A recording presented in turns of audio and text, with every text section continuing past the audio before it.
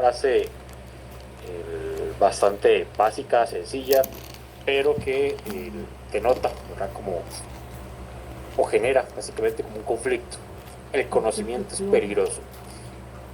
Me gustaría escuchar primero, ¿verdad? Por parte de ustedes, ¿qué les hace sentir o pensar con respecto de esta frase de el conocimiento es peligroso? Así de manera abierta. ¿Qué les hace pensar? ¿Qué les hace sentir? ¿Con qué lo conectan?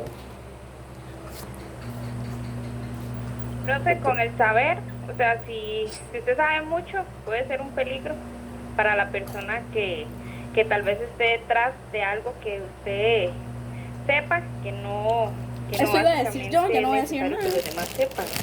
No sé si me voy a entender. Por supuesto, por supuesto. Ya casi voy con tu idea. Sí, digamos,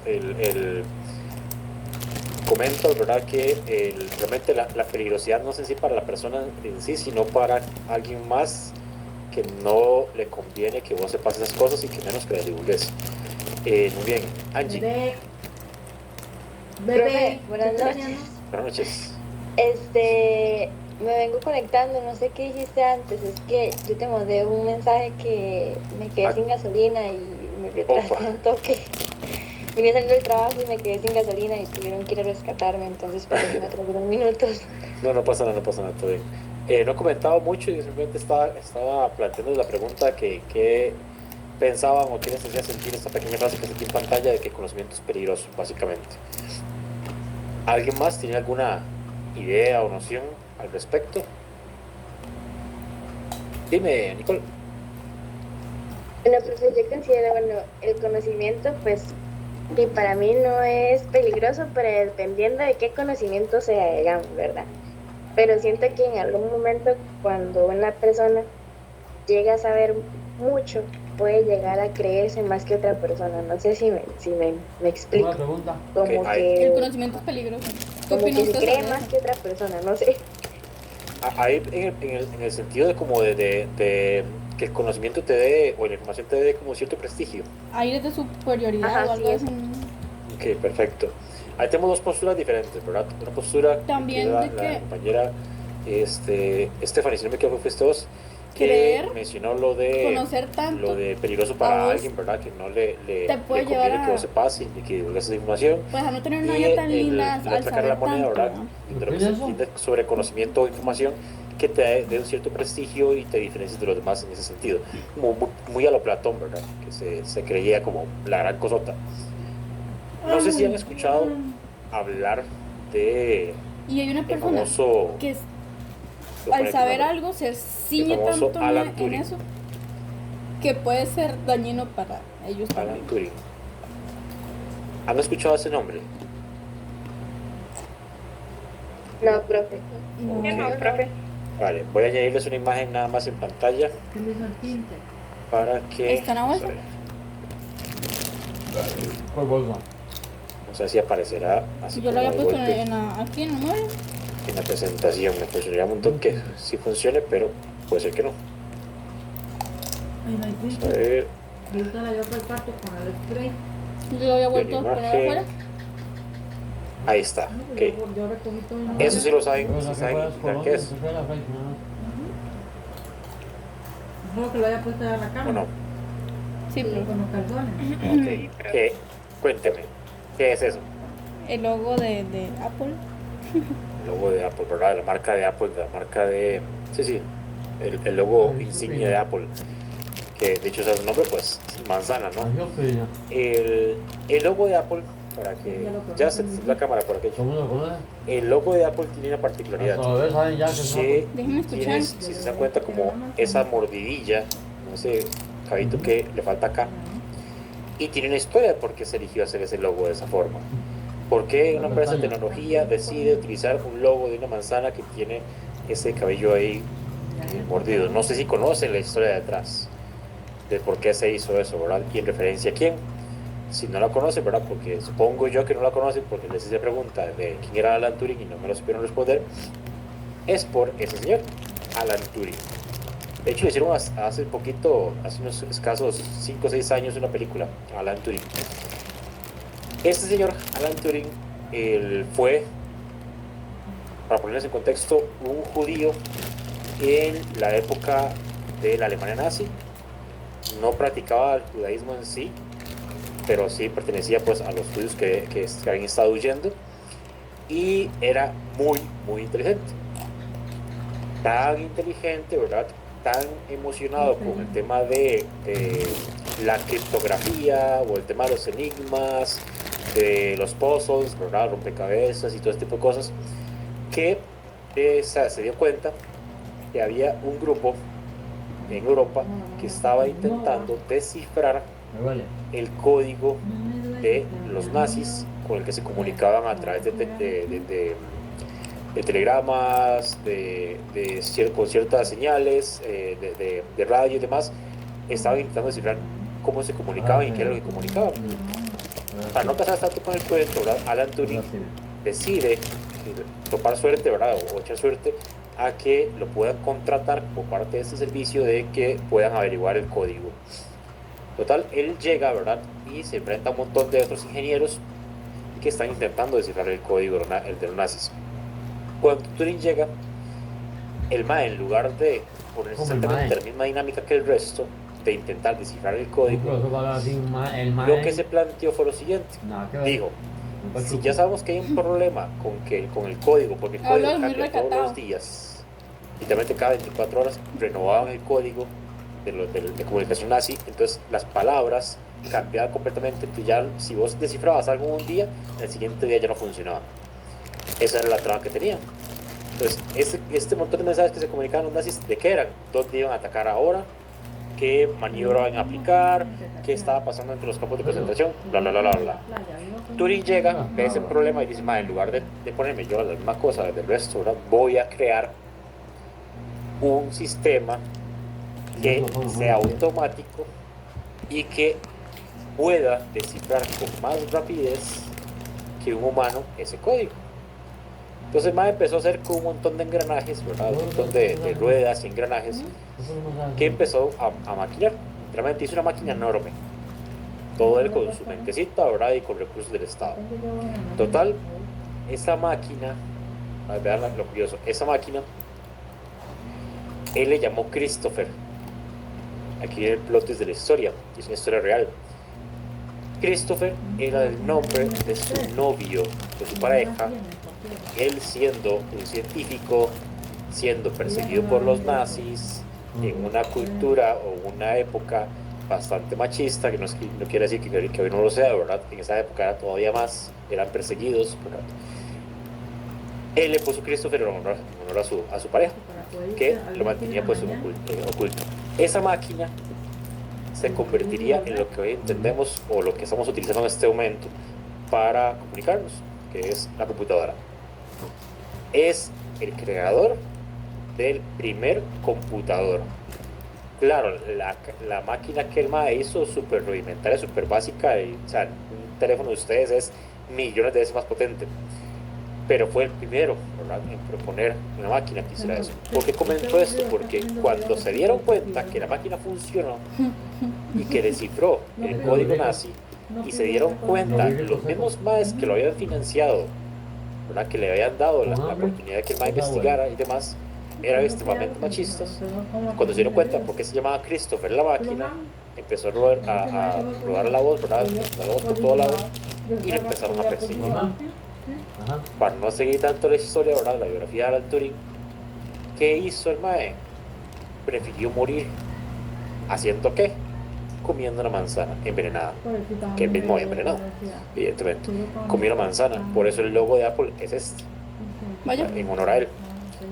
¿Qué sucede? ¿Por qué comento este tema de Alan Turing y por qué puse la frase de que el conocimiento es peligroso?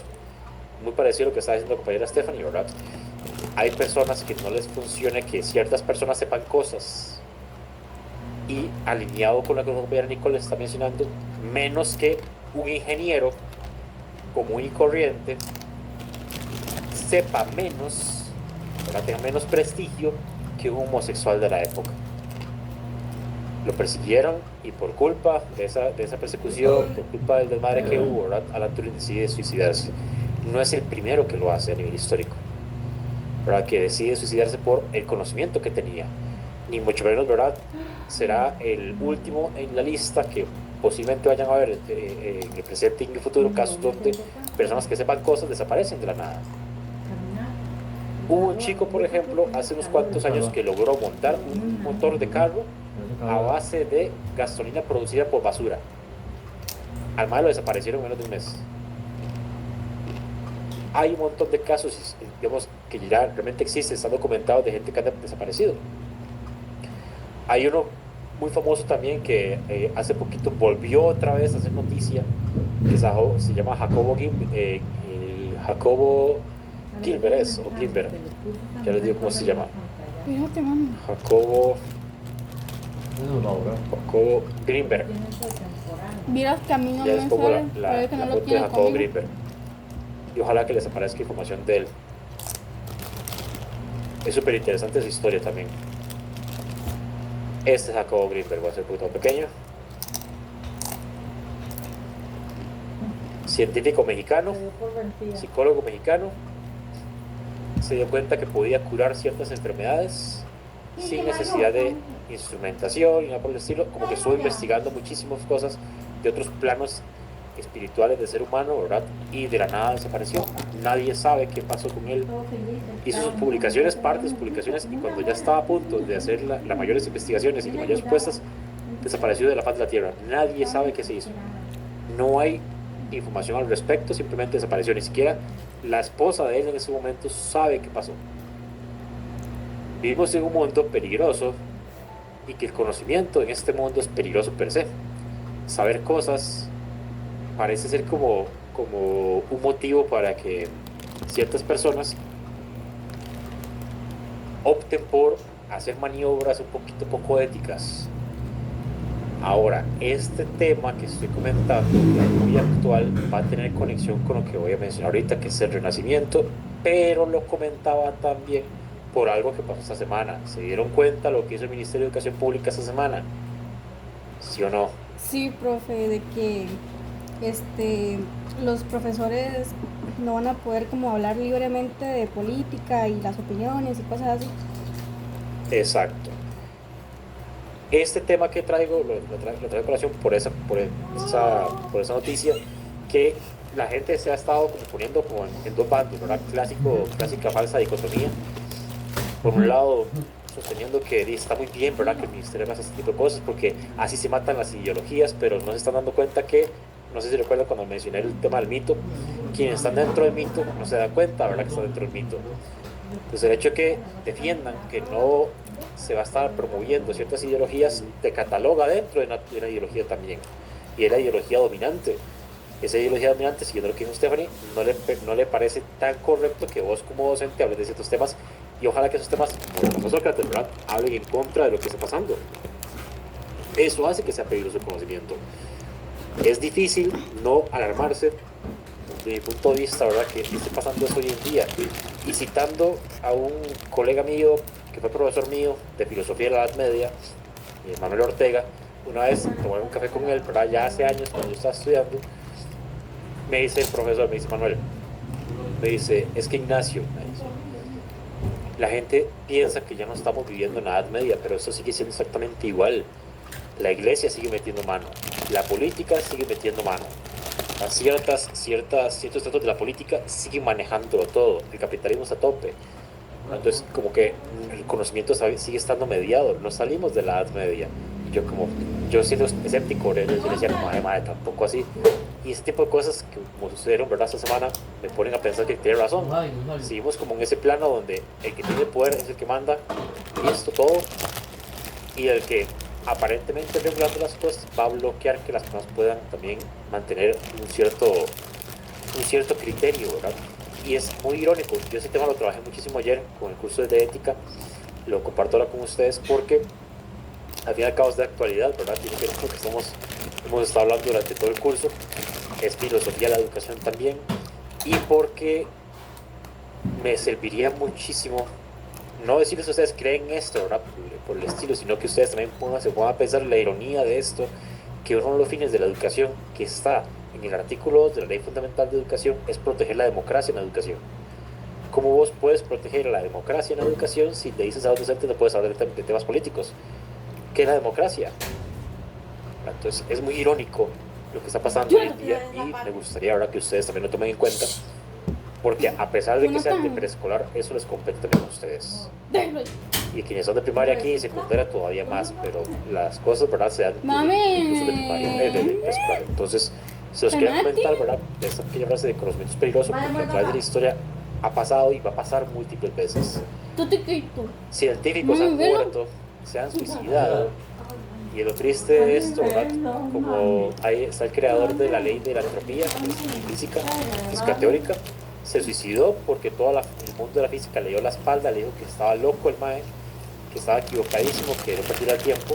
Ya ves, el mae se suicidó en un viaje familiar. Mientras la familia estaba en la playa, él se suicidó en la habitación. 2 meses después, las revistas científicas más prestigiosas le dieron la razón. Lo mismo le pasó a otro señor llamado George Cantor, que era matemático, que vino 2 veces en el psiquiátrico.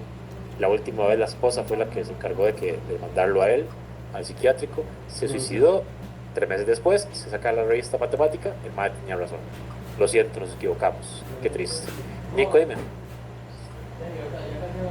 Bueno, es que yo a veces con mis amigos hablo como, no sé, como cosas de este tipo, pero bueno, no sé cómo explicarlo, pero una vez, bueno, no sé si será cierto, o pues que yo me lo inventé o no sé qué pasó, que escuché que había una persona como que había descubierto otra manera de que, bueno, como que la gasolina, algo así, no solo saliera como el petróleo, estas cosas, y que, bueno, alguien como que lo descubrió. Y digamos, este señor desapareció de la faz de la tierra, o sea, nadie lo volvió a ver. Entonces me pareció súper loco, porque a veces como hay cosas buenas en el conocimiento de esas personas que nos pueden ayudar, pero como otras personas no les favorece eso, entonces es como, mira, tenemos que desaparecerlo porque no nos funciona, ya sea para la economía o para lo que sea, porque el petróleo se mueve mucho. No que no nos vayamos tan largo, ya con vos, compañera, y no vayamos tan largo tampoco. El caso que mencionas, ¿verdad? Que es parecido al que mencioné yo, al del tema de la basura, es el caso, supongo yo, que te refieres al señor el señor que hizo un motor a base de agua y funcionaba. Y el mae no duró nada, ¿verdad? De que se conoció la noticia. ¿Qué pasa, por ejemplo, con las farmacéuticas? Hay farmacéuticas que literalmente mataron a un señor alemán porque el mae se dio cuenta que las emociones y los traumas psicológicos afectaban directamente el desarrollo de cánceres. A los hombres y las mujeres les afectaba diferente. A los hombres les daba cáncer cerebral y a las mujeres les daba cáncer de seno, por una pérdida que él y su esposa tuvieron de su hijo menor en un accidente de tránsito. El niño murió y a la cuestión de 2 meses a él se desarrolló cáncer cerebral y a ella se desarrolló cáncer en el seno derecho. Entonces, cuando el maestro hizo la investigación, ¿verdad? Porque fue mucha casualidad que ambos se desarrollara cáncer, se dio cuenta que a nivel histórico, todos los casos que el maestro, porque era médico, todos los casos que él había investigado, que estaba localizado el cáncer cerebral en el hombre ahí y la mujer en el seno, el derecho, era por la muerte de un hijo o de un padre, y que cuando la mujer se desarrollaba en el seno izquierdo era por la pérdida de un hermano o una hermana. Era súper loco y el maestro estuvo en prisión. O sea, la famosa Bayer lo encerró, lo mandó a meter a prisión y murió ahí. Entonces hay mucha tela que cortar cuando se habla de conocimiento. ¿Qué le lleve? Adelante. Profe, también lo que usted menciona me recuerda a Frank Suárez de Metabolismo TV, creo que se llama. ¿Me suena su nombre? Frank Flores. Suárez. Uh-huh. Él tiene un montón de videos con recetas caseras y así, ¿verdad? Que supuestamente él murió, pero mucha gente tiene la teoría de que lo silenciaron, ¿verdad? Lo desaparecieron. Yo había investigado, pero sinceramente ya casi no me acuerdo de nada. Pero sí, poniéndose a buscar, uno se da cuenta de muchas cosas bien extrañas y tétricas. Y repito, no nos vayamos tan lejos. Voy a poner en pantalla otro señor que también generó mucho conflicto, que fue en este país, en Costa Rica. Se llamaba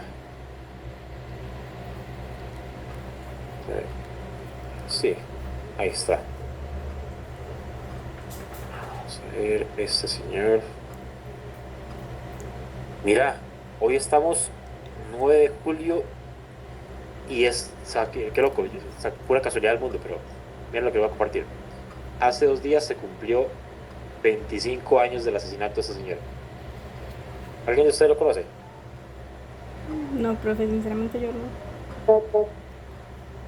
Vean, Yo Yo, sí, pero el no sé nombre- muy el fondo.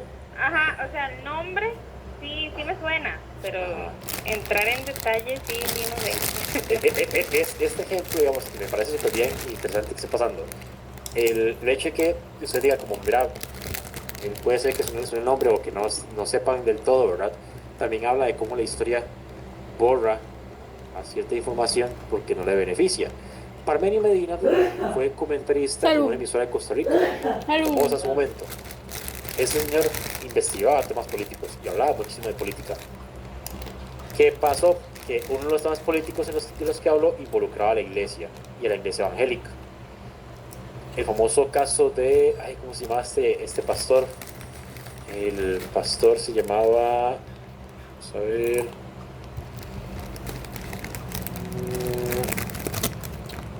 vamos a ver, y pastor se llamaba, vamos a ver,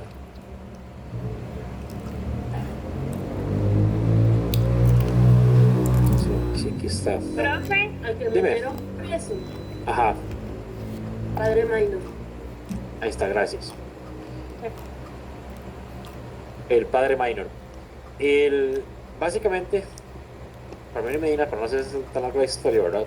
Se dio cuenta pues de una red de corrupción que existía en las iglesias en Costa Rica, católica y evangélica, y de temas de abuso, ¿verdad? Y influencias políticas que existían. Cuando él empieza a divulgar toda esta información, ¿verdad? A través de la radioemisora, que él pues era uno de los líderes, digamos, tomó unos cuantos días y apareció muerto en su casa de habitación.